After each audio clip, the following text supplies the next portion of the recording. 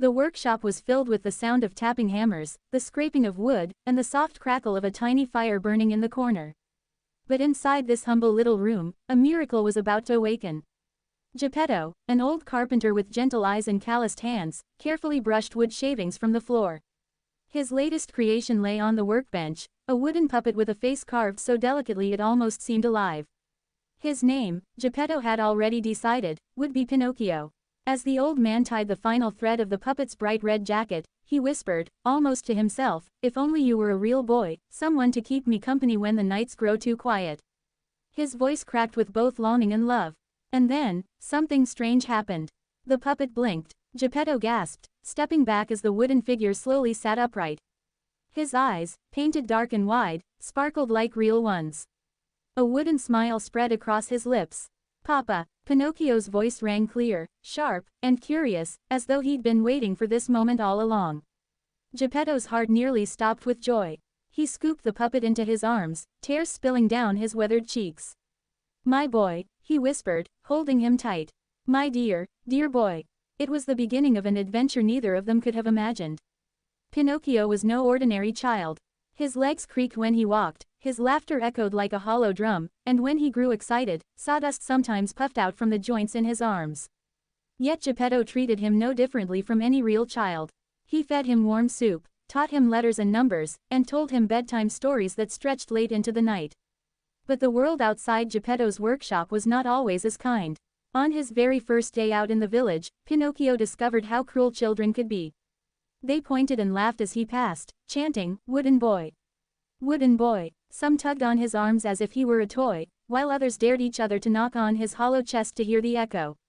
Pinocchio tried to laugh with them, pretending it didn't matter. But deep inside, he ached.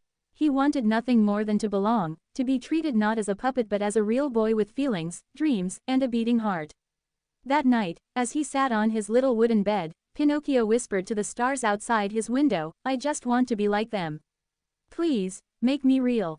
The next morning, while exploring the forest beyond the village, Pinocchio stumbled upon a little bird caught in a hunter's net.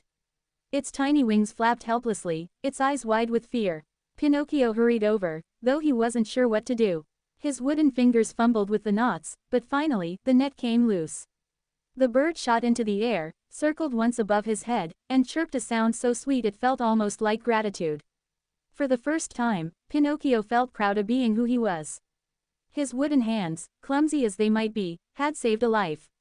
Maybe being different isn't such a bad thing, he thought. But as with every adventure, temptation soon found him. One bright afternoon, Pinocchio wandered into the bustling town square. A colorful poster caught his eye, "The Grand Puppet Show Tonight. Magical puppets that dance without strings." His wooden heart skipped. Puppets like him, could it be? Without thinking, he rushed inside. The theater was alive with laughter and applause. On stage, wooden figures spun and twirled, their movements so graceful they seemed human.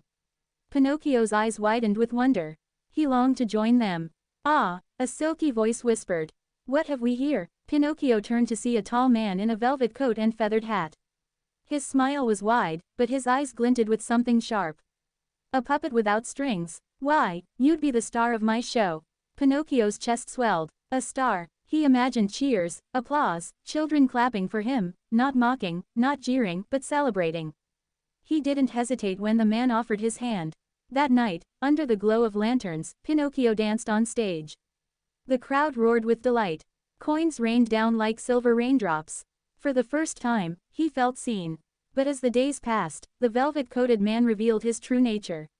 He locked Pinocchio backstage, refusing to let him return home. "You belong to me now," he hissed. "Your papa will get by without you."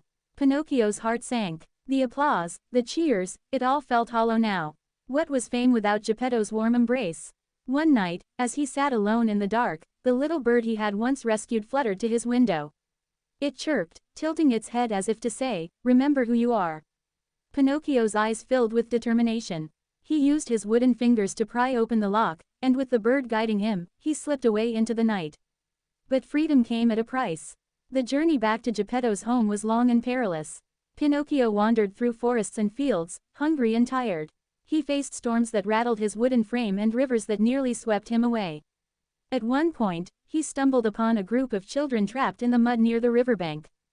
His first instinct was to hurry past, he was too weak, too worn. But then he remembered Geppetto's words, "Kindness is never wasted, my boy." Summoning all his strength, Pinocchio pulled one child out, then another, until all were safe. The children stared at him in awe. "You're not just a puppet," one whispered. "You're a hero." The words lit a fire in Pinocchio's chest. Perhaps he didn't need to be real to do real good. Finally, after days of struggle, Pinocchio reached the edge of the sea. He could see the smoke from Geppetto's chimney rising faintly in the distance. Home was so close, but fate had one last twist. A mighty wave crashed against the shore, dragging Pinocchio into the water. He flailed, his wooden limbs heavy and clumsy. Just as he thought he would sink, the sea opened its jaws, and he was swallowed whole by a great whale. Inside the creature's vast belly, darkness surrounded him. Pinocchio sank to his knees, despair flooding his heart. Would he ever see his father again? Then, in the shadows, he heard a cough. "Papa!" There, huddled by a flickering lantern, was Geppetto himself. The old man looked thinner, weaker, but his eyes still shone with love. "My boy," he whispered, embracing Pinocchio. "I went searching for you, and the sea carried me here." Tears spilled from Pinocchio's wooden eyes. "I'm so sorry, Papa. I should never have left you." Geppetto shook his head. "No, my son, you came back. That's what matters." Together, father and son hatched a plan. Pinocchio lit a fire from broken wood scattered in the whale's belly. Smoke filled the air, rising until the giant beast sneezed them both out into the sea. Clinging to a piece of driftwood, they floated until the waves carried them safely to shore. Exhausted but alive, Pinocchio and Geppetto collapsed in the sand, laughter and tears mingling as one. It was then that something miraculous happened. Pinocchio's wooden chest began to thrum, slow at first, then steady as a drum. His limbs softened, his skin warmed, and the hollow echo of wood faded into the quiet rhythm of a beating heart. Geppetto sat up, eyes wide. "Pinocchio." The boy blinked in disbelief. His hands, real hands, trembled as he reached for his father's face. "Papa, I'm real." Geppetto gathered him close, crying with joy. "You've always been real to me, my son." From that day on, Pinocchio no longer longed for applause or wished to be anyone else. He had faced cruelty and temptation, danger and despair, but through it all, he had chosen kindness, courage, and love. And that, he realized, was what made him truly alive. Side by side, Pinocchio and Geppetto walked home, their hearts light, their bond unbreakable.